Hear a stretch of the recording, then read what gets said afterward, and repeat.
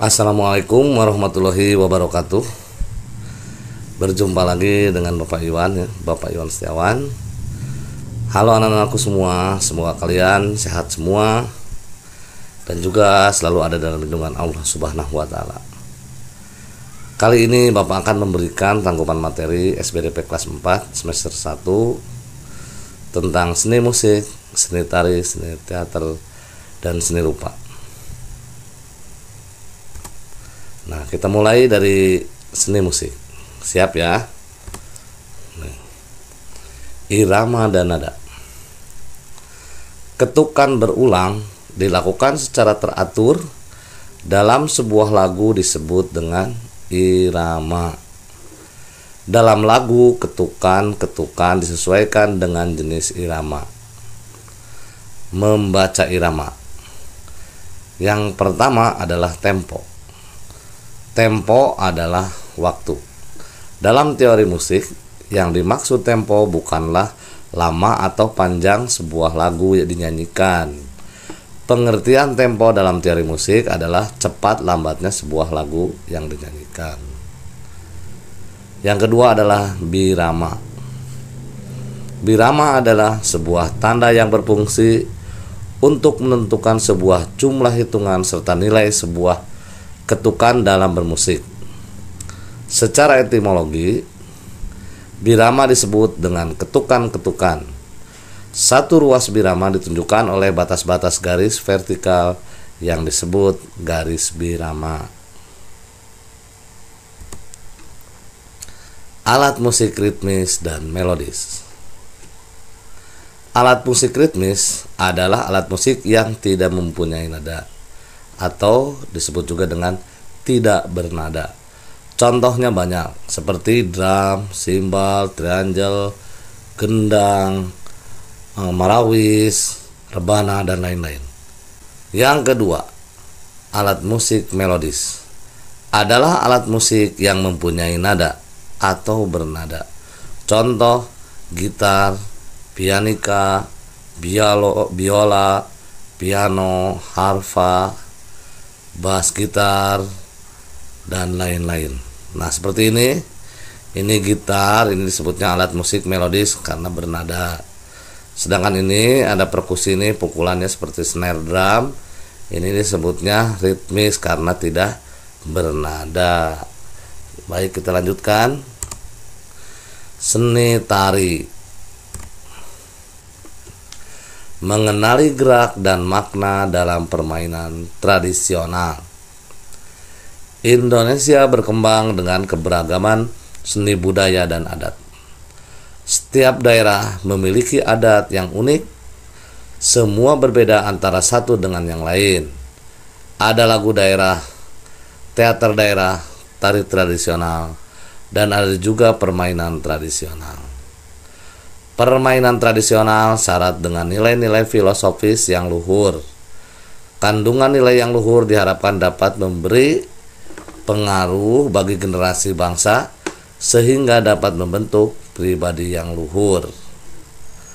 Permainan tradisional bisa dimainkan tidak hanya oleh anak-anak tetapi juga remaja dan juga orang tua. Contoh permainan tradisional. Yang pertama adalah permainan bola bekel. Permainan bola bekel ini membutuhkan bola karet yang bisa memantul dan biji yang terbuat dari tembaga atau kuningan. Yang kedua adalah engklek. Di setiap daerah, permainan engklek mempunyai nama yang berbeda dan bentuk gambar kotaknya juga agak berbeda. Permainan ini sangat sederhana karena permainannya hanya cukup melemparkan pecahan genting ke dalam kotak dan kalian harus melompat sampai kotak yang terdapat pecahan genting tadi. Istilah engklek berasal dari Jawa. Nah, seperti ini kotak-kotak engkleknya itu ya. Ini ada yang ini. Nah, yang ini bentuknya seperti ini. Nah, baik, kita lanjutkan. Mempersiapkan pementasan. Yang pertama adalah kostum. Sebagai contoh, kalian dapat mementaskan tari dengan tema permainan tradisional, coblak-coblak suang, egrang, engklek, dan sebagainya. Dan permainan tradisional yang lain harus menggunakan unsur-unsur pendukungnya seperti kostum, tata rias, panggung, dan properti. Kostum atau tata busana adalah segala pakaian tari yang digunakan saat menari, saat mementaskan tari permainan tradisional. Kalian dapat menggunakan pakaian khas daerah tersebut.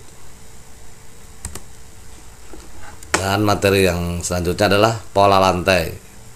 Pola lantai adalah posisi penari di atas panggung beserta lintasan-lintasan gerakannya atau biasa disebut garis lintasan para penari. Beberapa contoh pola lantai yaitu: 1. Pola lantai vertikal adalah para penari membentuk garis lurus dari depan ke belakang atau sebaliknya. Yang kedua adalah pola lantai horizontal, yaitu para penari berbaris membentuk garis lurus ke samping. Mereka berbaris menyamping ke kiri dan ke kanan. Yang ketiga, pola lantai diagonal, yaitu para penari berbaris membentuk garis menyudut ke kanan atau ke kiri. Yang keempat, pola lantai melingkar, yaitu para penari membentuk garis lingkaran. Selanjutnya, seni rupa. Bereksperimen dengan tekstur. Kalian telah mengenal jenis benda, yakni benda organis dan benda buatan manusia.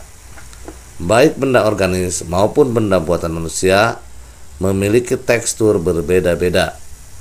Ada yang halus, ada juga yang kasar. Tekstur adalah permukaan setiap benda yang dapat diketahui coraknya dengan cara diraba. Sekali lagi, tekstur adalah permukaan setiap benda yang dapat diketahui coraknya dengan cara diraba.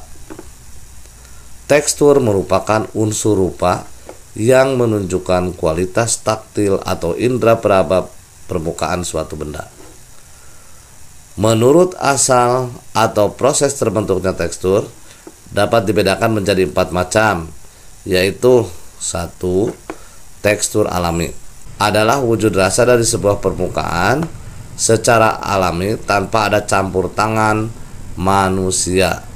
Ini mohon maaf bukan alami ya, campur tangan manusia.